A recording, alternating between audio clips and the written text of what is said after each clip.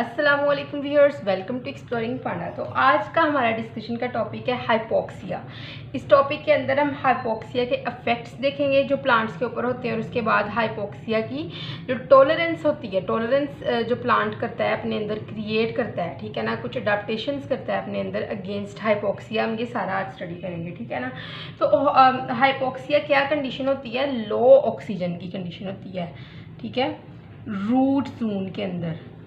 It is the low oxygen condition in the root zone. कब होती है ये कंडीशन? जब रूट के अंदर जो रूट के जो जो तब होती है ये कंडीशन जब सॉइल पोर्स जो होते हैं ना, ये कम्प्लीटली फिल हो जाते हैं वाटर के साथ, ठीक है, और वहाँ पे एयर ऑक्सीजन नहीं मौजूद होती है, जिसकी वजह से प्लांट के जो रूट्स हैं उनको जो रेस्पिरेशन नहीं वो कर पाते हैं, सफोकेशन होती है प्लांट को, ठीक है, और वहाँ पे डिफरेंट जो हैं वो एक्यूमुलेशन हो जाती है सब्सटेंसेस की, लेकिन वहाँ पे ऑक्सीजन नहीं होता है, ठीक है ना।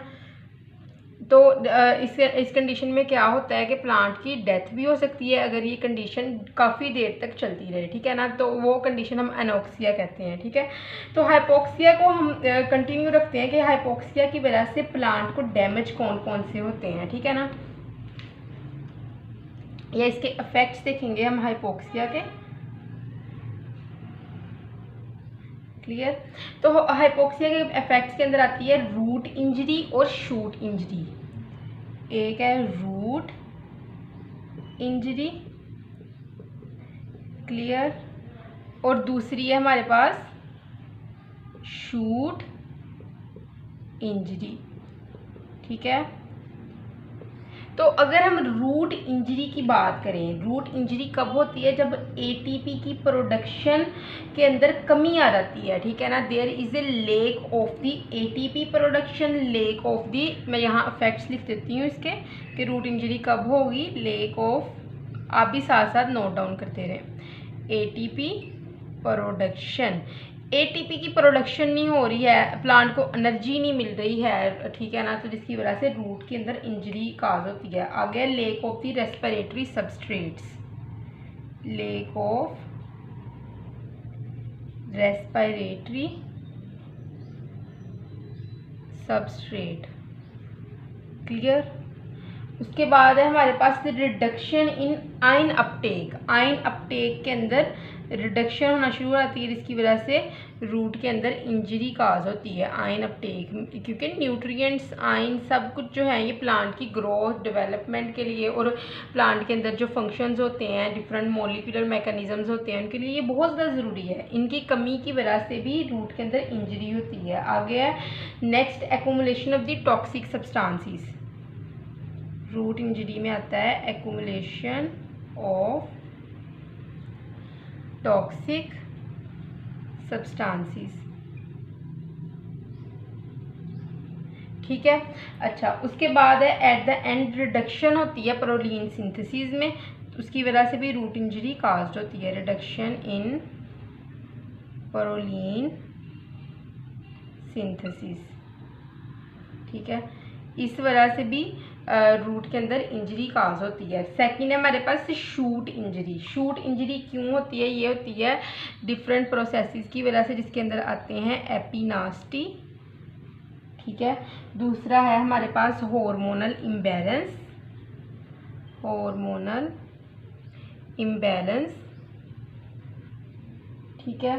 फिर है हमारे पास वाटर डेफिशिएंसी, ठीक है, इसकी वजह से भी शूट के अंदर इंजरी होगी। वाटर डेफिशिएंसी की वजह से तो बहुत ज़्यादा अफेक्ट होगा ना, शूट विल्ट कर जाएगी, ठीक है ना। और अगर सीवियर डेफिशिएंसी होगी ना तो शूट की जो है वो प्लांट की डेथ भी हो सकती है इस वजह से, ठीक है।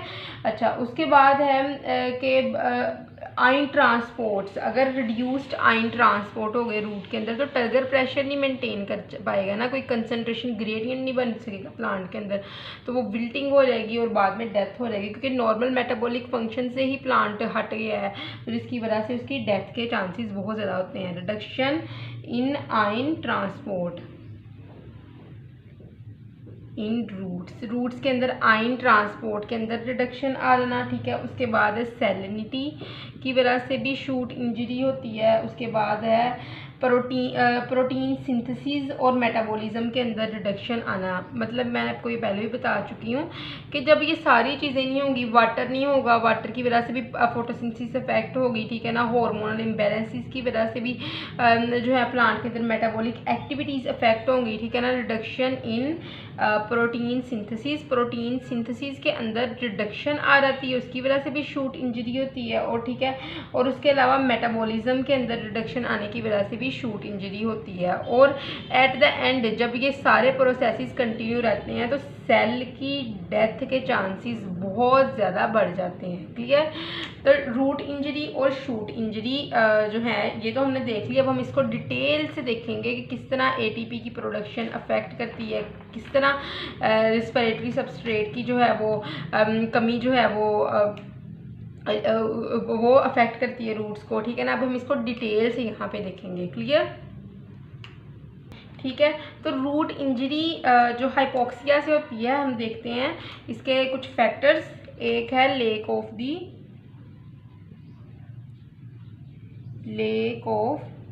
एटीपी प्रोडक्शन,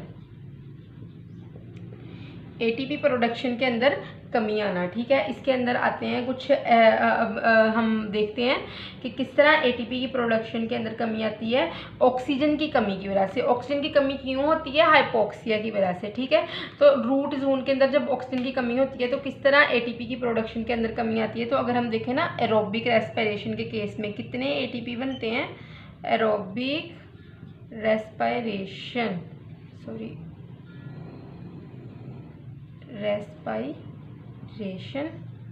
इसके केस में कितने एटीपी के मॉलिक्यूल्स बनते हैं? 36 एटीपी मॉलिक्यूल बनते हैं पर ग्लूकोज मॉलिक्यूल, ठीक है।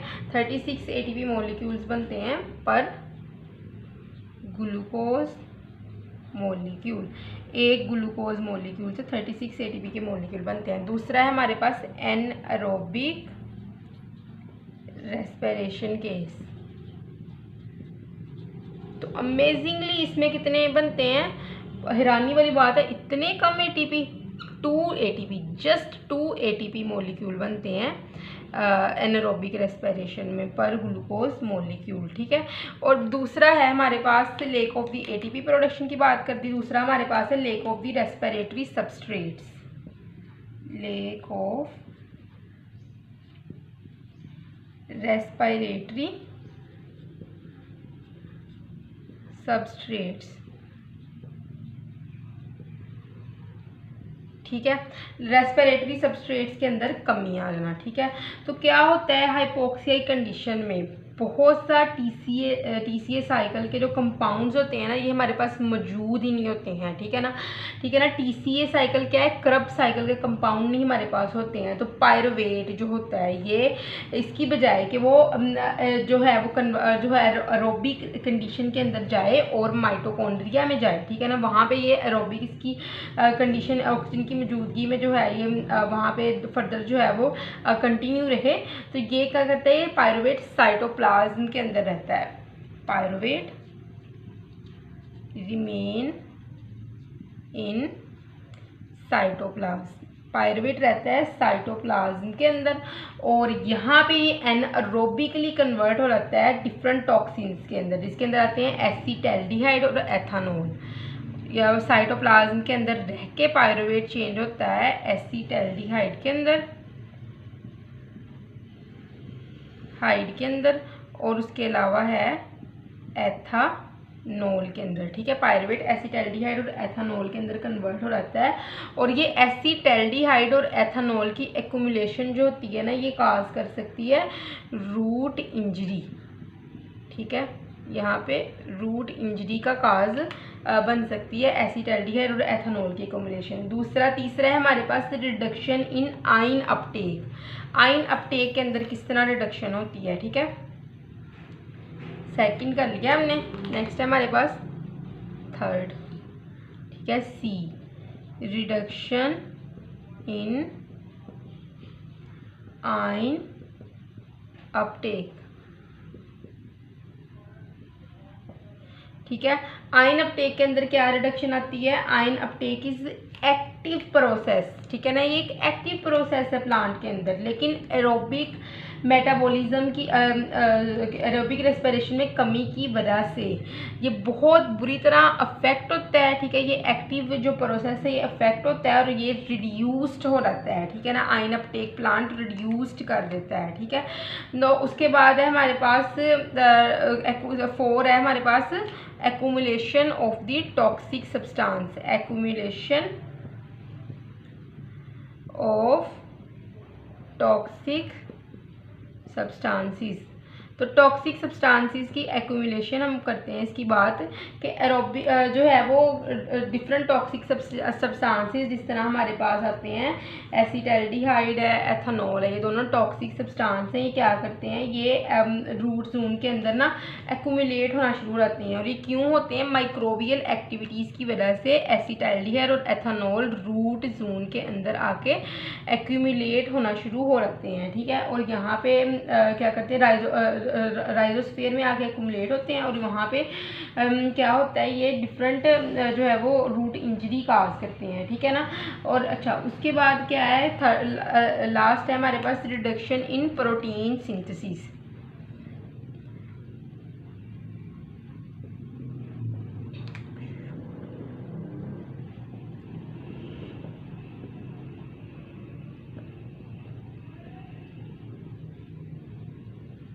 Reduction in protein synthesis due to the slow metabolism, कम मेटाबॉलिज्म के वजह से ना प्रोटीन की सिंथेसिस जो होती है ना ये रिड्यूस्ड होना शुरू हो जाती है। स्लो मेटाबॉलिज्म की वजह से प्रोटीन सिंथेसिस जो होती है वो कम होना शुरू हो जाती है। नेक्स्ट है हमारे पास शूट इंजरी। शूट इंजरी की अगर हम बात करें, यहाँ पे हाइपोक्सिया के इफेक्ट में आता है शूट इंजरी।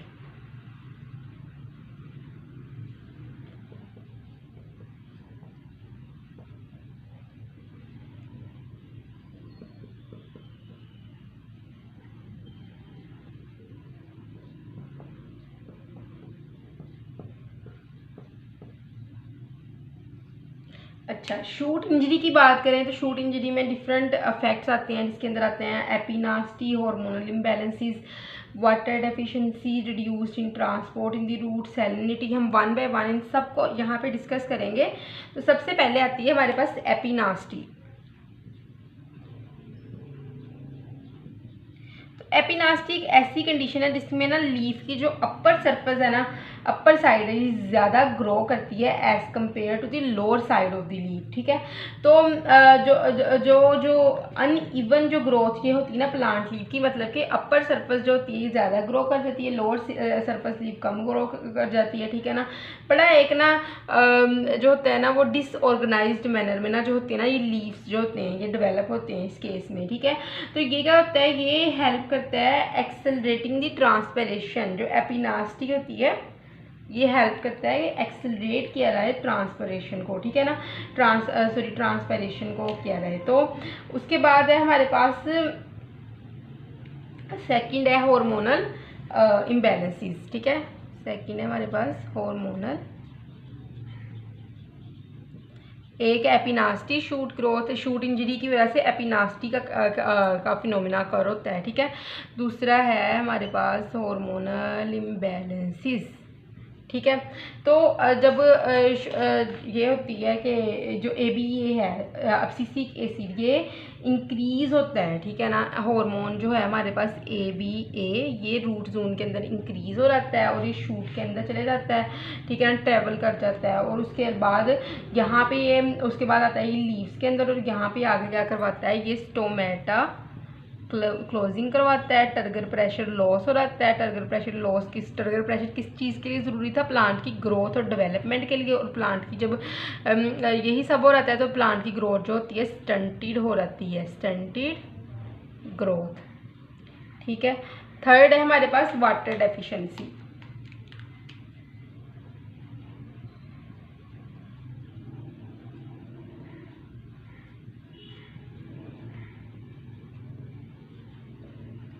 अच्छा, नेक्स्ट हमारे पास वाटर डेफिशिएंसी है। रिड्यूस्ड जो रूट है, ये कंडक्टिविटी, रूट कंडक्टिविटी की जब कम होती है ना, जिसकी वजह से लो वाटर अपटेक होता है, मतलब रूट कंडक्ट ही नहीं कर रहे पानी को, तो वाटर की जो अपटेक है वो भी कम ही है ना। अगर हम देखें तो वाटर अपटेक क्या है, जो पानी लेते हैं रूट, अब रूट ही नहीं पानी ले रहे तो वाटर अपटेक क्या है, ये कम हो गई है, ठीक है। तो जिसकी वजह से प्लांट क्या करता है, स्टोमेटा की क्लोजिंग करवा देता है और मुरझा जाता है, विल्ट हो जाता है, ठीक है।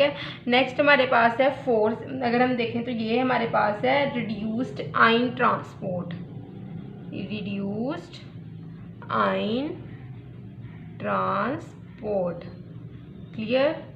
तो रिड्यूस्ड आयन ट्रांसपोर्ट में हम क्या देखते हैं कि मिनरल डेफिशिएंसी जो होती है ये हो जाती है, क्योंकि आयन नहीं ले रहा प्लांट अब और मज़ीद, ठीक है ना, और जिसकी वजह से ग्रोथ रुक जाती है। मिनरल्स क्या है, मिनरल्स बहुत ज़्यादा इंपॉर्टेंट होते हैं प्लांट की ग्रोथ के लिए, डेवलपमेंट के लिए, रिप्रोडक्शन के लिए।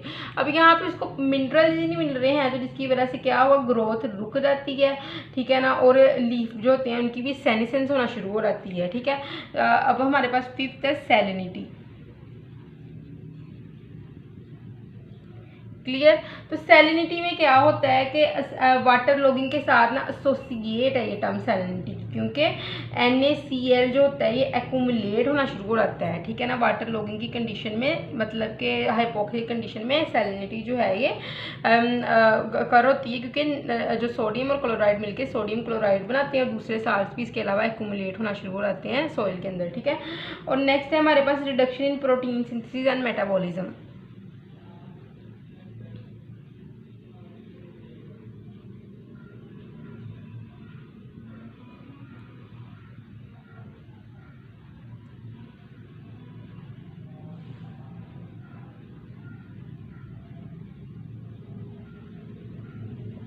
ठीक है, प्रोटीन सिंथेसिस के अंदर रिडक्शन होती है और मेटाबॉलिज्म के अंदर, तो ये रिडक्शन होती है प्रोटीन सिंथेसिस के अंदर, रिडक्शन होना शुरू हो जाती है, प्रोटीन नहीं बनती है, ऑब्वियसली मिनरल्स नहीं है, नाइट्रोजन की कमी हो गई है, ठीक है ना।